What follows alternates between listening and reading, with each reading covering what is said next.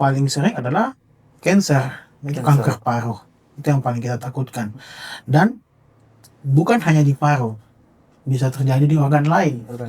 Yaitu bisa di jantung, bisa penyakit jantung koroner. Kalau di otak bisa terjadi stroke. Jadi efek dari rokok itu sangat luas ya, sangat membahayakan.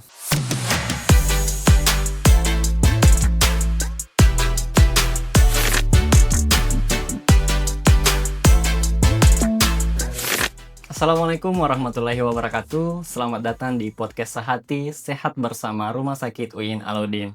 Alhamdulillah, pada episode kali ini kita akan membahas topik yang sangat dekat dengan kehidupan masyarakat saat ini, khususnya di kalangan anak muda saat ini, yaitu dampak merokok dan vape terhadap kesehatan paru.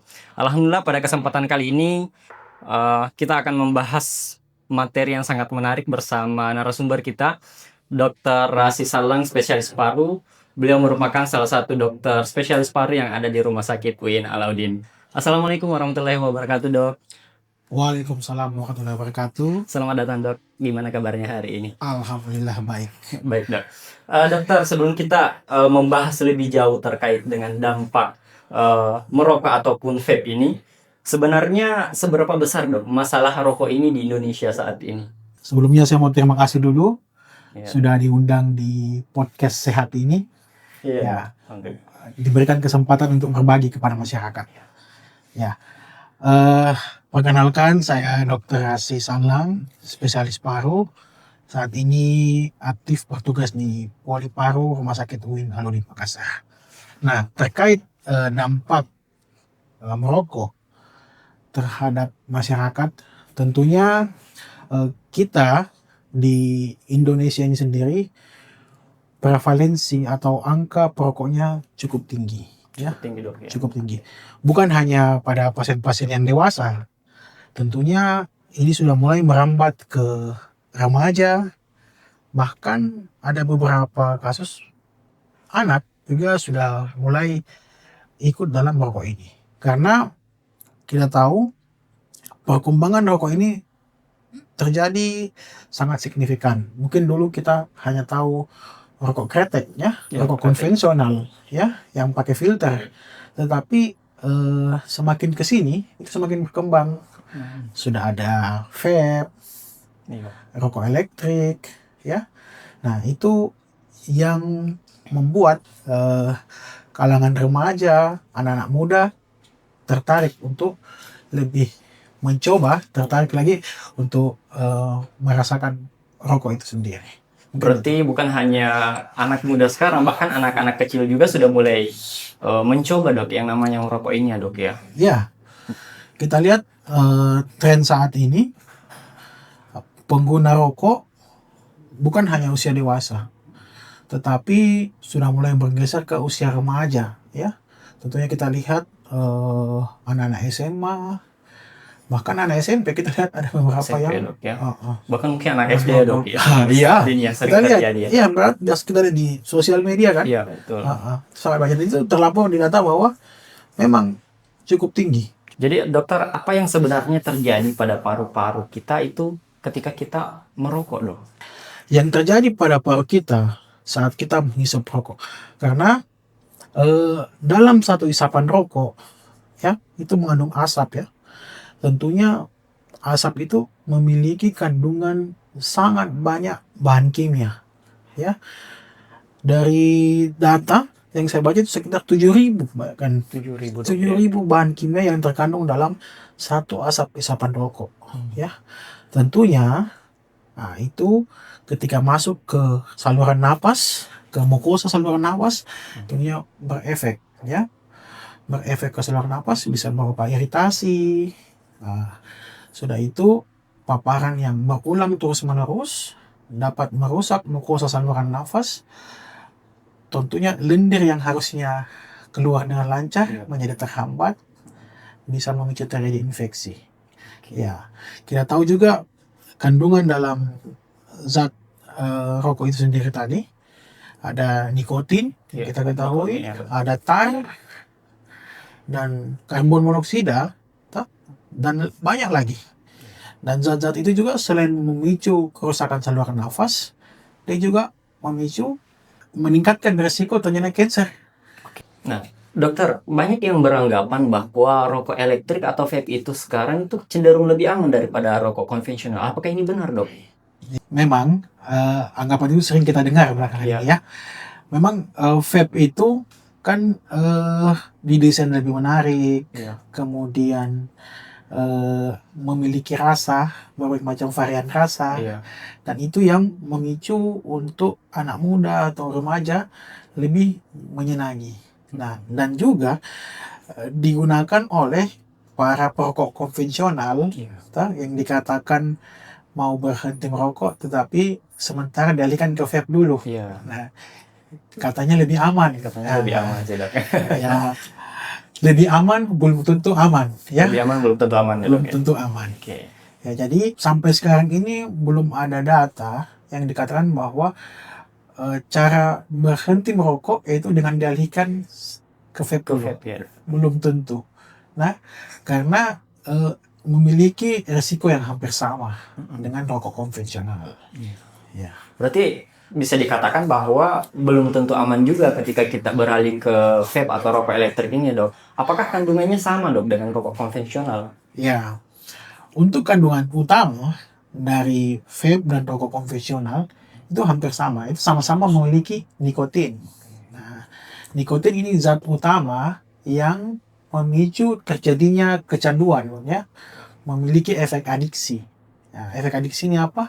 Efek yang ditumbuhkan oleh rokok, yang disebabkan oleh nikotin, yang ketika kita menggunakannya dan konsentrasinya menurun, efek itu akan memicu kita untuk mau lagi. Mau lagi itu makanya perokok atau pengguna vape yang mengandung nikotin, dia akan terus-menerus ingin menggunakan itu secara berulang-ulang. Nah, kalau mungkin di rokok dari tembakau, tapi kalau vape nikotinnya dalam bentuk nikotin cair. Tentunya dicampurkan dengan itu tadi cairan vape itu sendiri. Ya. Nah, cairan vape itu sendiri juga itu proses kan melalui proses pemanasan, ya, dibakar, ya, pemanasan. Nah, dari hasil pemanasan itu yang menimbulkan asap. Nah, itu juga memiliki reaksi secara langsung ke paru. Terdapat banyak, ya, zat-zat yang disebabkan oleh vape itu yang berefek langsung ke paru. Jadi efeknya hampir-hampir sama lah. Penyakit paru apa yang sering disebabkan dari kebiasaan merokok ini, dok? Kalau merokok vape atau konvensional? Kedua-duanya, dok. Kedua-duanya. Iya. Oke. Nah, efek tentunya, efek dari rokok konvensional, kita mulai konvensional dulu, ya. Konvensional itu dia memiliki efek, ada yang jangka pendek, jangka panjang. Nah, kalau jangka pendek mungkin ya sesak, mudah lelah, ya. Kemudian gigi kuning, ya, aroma nafas bau rokok, ya. Kemudian wajah, ada bisa kita dengar ini ya, smoker face, itu wajah perokok kelihatan, ya. Itu efek jangka pendek, ya. Nah, kalau efek jangka panjang, yaitu terutama untuk di paru sendiri, ya. Untuk di paru ya banyak. Nah, tadi PPOK, penyakit paru obstruktif kronis. Yang kedua, bronkitis kronis. Yang ketiga, pada pasien-pasien yang sudah menderita asma, ketika dia masih aktif merokok, tentunya memiliki risiko untuk kekambuhan yang lebih tinggi. Terus yang paling sering adalah kanker, itu kanker paru. Itu yang paling kita takutkan. Dan bukan hanya di paru, bisa terjadi di organ lain. Yaitu bisa di jantung, bisa penyakit jantung koroner. Kalau di otak bisa terjadi stroke. Jadi efek dari rokok itu sangat luas, ya, sangat membahayakan. Apakah betul, dok, merokok ini bisa membuat wajah kita menjadi semakin tua, dok? Yes, Ya, betul, itu tadi. Ya. Dikatakan smoker face. Smoker face itu wajah perokok yang kita lihat dia lebih tua dibandingkan sebayanya. Ya. Jadi dia bisa keriput ya, di dahi ataupun di pinggir mata, itu bisa kita Iya. Banyak yang sering mengatakan bahwa dia sudah merokok bertahun-tahun, tapi merasa sehat-sehat saja, Dok. Bagaimana dokter menanggapi hal-hal seperti ini, Dok? Ya, betul. Kita dengar anggapan bahwa merokok mati, tidak Tidak merokok juga merokok mati. mati, Ya, ya. itu. Lebih baik merokok sampai mati. Biasanya pernyataan seperti itu. Ya, tentunya itu tadi. Rokok dia sifatnya akumulatif. Oke. Ya, akumulatif. Bayangkan saluran nafas yang isinya mukosa, yang ada lendir, kemudian ada rambut-rambut halus yang tiap hari terpapar oleh asap. Nah, coba bayangkan. Tiap hari demi hari, tahun ke tahun terpapar oleh asap. Nah, tentunya hal itu bersifat akumulatif, zat-zat kimia tertumpuk. Lama-kelamaan, fungsi normal dari rambut-rambut halus atau silia itu dalam Iya. saluran nafas yang fungsinya untuk meregulasi lendir kita tentunya tidak bekerja dengan baik. Akhirnya apa? Lendir menumpuk. Nah, efeknya apa? Batuk-batuk, Oke. pengeluaran lendir lebih banyak. Lendir tertumpuk, mudah terjadi infeksi. Terjadilah infeksi paru. Berikutnya apa lagi? Terpapar asap lebih lama lagi, membuat kekakuan saluran nafas. Saluran nafas kaku, nah itulah yang kita sebut dengan PPOK. Ya kan? Ya, kalau PPOK, ya kita sudah bukan bicara sembuh lagi. Kita bicara terkontrol. Dia harus menggunakan obat inhaler atau obat pengontrol untuk membuka saluran nafasnya lebih lama. Bagaimana pendapat dokter tentang orang di luar sana, Dok? Bahwa bahkan kita melihat bukan hanya laki-laki saja, Dok, yang merokok, bahkan perempuan pun banyak yang merokok, Dok. Bahkan mungkin menggunakan vape untuk saat sekarang ini. Itu pendapat dokter bagaimana terkait wanita yang merokok, Dok? Ya, tentunya ya tidak dibenarkan ya. Harusnya efeknya akan sama. Tapi pada perempuan ya, selain penyakit paru, tentunya itu tadi, merokok faktor risiko terjadi cancer. Nah, bisa terjadi cancer cervix, Oh ya, cervix. cancer ovarium. Nah, itu terjadi pada risiko perempuan yang merokok. Apalagi kalau dia ibu hamil. Ya, tentunya efek ke bayinya juga kurang bagus terhadap kesehatan bayinya. Nah, selain pengguna perokok aktif, Dok, bagaimana kaitannya dengan orang-orang yang terpapar asap rokok, Dok? Apakah ini memang sangat merugikan orang-orang yang tidak merokok, tapi berteman dengan orang-orang yang merokok, Dok? Ya, beberapa data dikatakan perokok pasif memiliki resiko yang hampir sama dengan perokok aktif. Oke. Apalagi orang-orang dengan kelompok rentan, yaitu ibu hamil dan anak-anak. Ya, itu sangat berisiko. Anak-anak yang memiliki orang tua perokok atau ibu hamil yang memiliki suami merokok, nah tentunya memiliki efek yang kurang bagus untuk kesehatannya. Ya, kita lihat anak-anak yang orang tua yang perokok cenderung akan mengalami infeksi saluran nafas berulang, kemudian pneumonia yang berulang. Nah, itu bisa saja disebabkan oleh kebiasaan merokok yang dilakukan oleh orang tuanya. Jadi sebagai second hand smoker. Apakah ada tanda-tanda yang menunjukkan bahwa paru-paru mulai mengalami gangguan akibat rokok, Dok? Ya, kalau paru-paru sudah mulai gangguan terhadap rokok, yang pertama kita bisa nilai adalah penurunan fungsi paru. Oke. Kita lihat dengan gejala yaitu sesak nafas, memberat ketika beraktivitas, kemudian batuk, tentunya batuk yang kronik, yang lama, lebih dari 2 minggu. Kemudian itu tadi cepat lelah. Cepat lelah bisa diakibatkan karena sesak nafas. Itu sudah harus patut waspada. Segera periksakan dirinya ke dokter untuk kita cek fungsi parunya dengan spirometer. Nanti ketahuan di situ bahwa sudah ada penyempitan saluran nafas atau belum ini. Dokter, jika seorang berhenti merokok sekarang, apakah kira-kira paru-parunya bisa membaik, Dok? Sekarang berhenti merokok sekarang.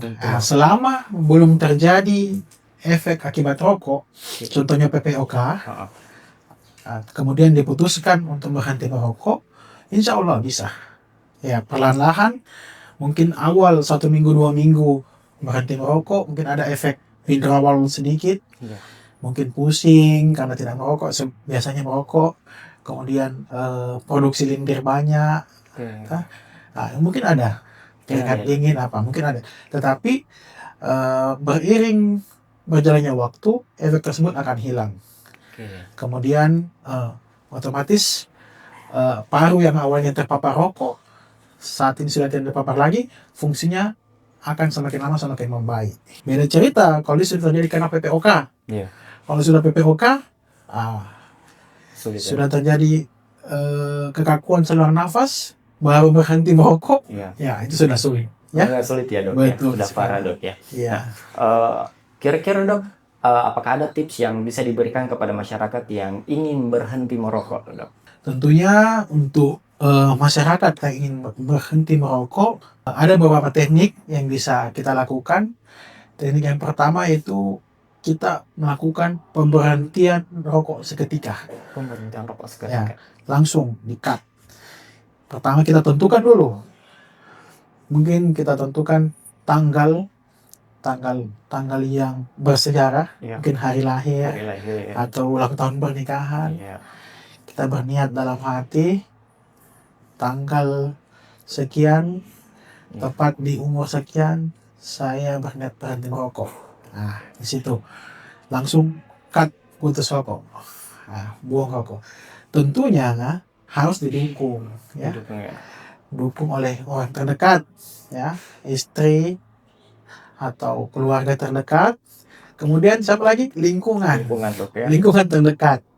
Lingkungan terdekat harus mendukung juga, teman-teman sekitar. Ya. Kemudian isi aktivitas yang positif. Mungkin pada saat lenggang biasanya diisi dengan rokok, bisa diganti dengan olahraga atau apa. Jika semua itu mungkin gagal, mungkin efek kecanduan nikotin yang terlalu berat, nah segera konsultasikan ke dokter paru. Kalau di kami biasa ada pilihan pengobatan, yaitu bisa kita berikan obat nikotin replacement therapy, pengganti nikotin. Nah, bisa dalam bentuk ada bubble gum, kayak gula-gula begitu yang mengandung nikotin. Nanti kita aturkan dosisnya sampai berapa lama kita bisa aturkan itu. Baik dokter, terima kasih banyak dokter atas penjelasan yang sangat bermanfaat hari ini. Semoga podcast kali ini bisa mendatangkan manfaat untuk kita semua terhadap mengenai bahaya rokok dan vape terhadap kesehatan paru. Dan jangan lupa untuk mengikuti media sosial Rumah Sakit UIN Alauddin supaya tidak ketinggalan informasi kesehatan selanjutnya. Saya pamit undur diri, sampai jumpa di episode berikutnya. Wassalamualaikum warahmatullahi wabarakatuh.